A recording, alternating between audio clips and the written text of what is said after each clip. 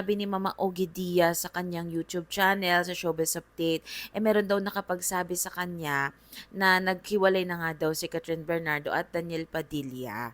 At ayon daw sa source is baka, hindi pa naman daw confirm, pero baka daw si Andre Brillantes ang dahilan dahil daw umano nagkikita daw ng palihim o pasikretong nagkikita si Daniel at Andrea. Ano to? I just feel betrayed. Anong nangyayari? I like Andrea and I also love Catherine Bernardo. Anong nangyayari? So again, this is just rumors, hindi pa naman daw confirm. At ang sabi nga ni Ogie Diaz, hayaan natin marinig ang panig nila. Kasi nililink talaga si Daniel kay Andrea Brillantes ngayon. O, nabubulol. Brillantes ngayon. So, yun. Ano ba sa tingin ninyo? Feeling ko, baka may pelikula lang? Sana? Ano ba yan?